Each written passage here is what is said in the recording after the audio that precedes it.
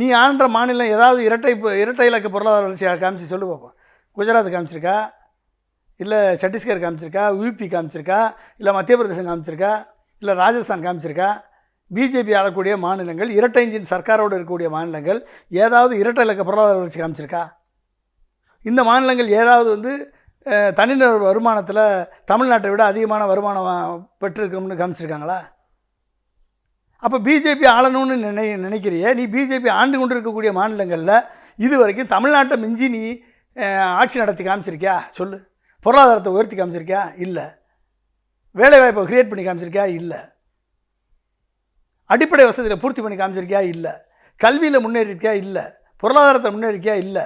மருத்துவத்தில் முன்னேறிருக்கியா? இல்லை. எதுவுமே இல்லையே. நீ எதுக்கு ஆட்சி நடத்த வரணும்னு ஆசைப்பட்ற? நீ எங்கே ஆட்சி நடத்துகிறையோ அங்கேயாவது உருப்படியாக பண்ணிட்டு வா. தமிழ்நாட்டுக்கு போட்டியாவா? தமிழ்நாட்டை மிஞ்சி நான் இந்த மாநிலத்தை உயர்த்திட்டுன்னு சொல்லிட்டு வா. உடனே நம்புறதுக்கு நாங்கள் ரெடியாக இருக்கோம். நீ எதுக்குமே லாயக்கு இல்லாமல் அங்கேயுமே வந்து 10th ஃபெயிலு. நீ 10th ஃபெயிலு. நீ பிஹெச்டி படித்தவன்ட்ட வந்துட்டு ஆலோசனை சொன்னேன்னா உடனே எப்படி கேட்பாங்க? எப்படி கேட்பான்? என்ன அர்த்தம்? அப்போ நீ 10th ஃபெயிலானவன் வந்து நீ என்னை டிக்டேட் பண்ணுவேன், நான் கேட்டுட்ருக்கணுமா?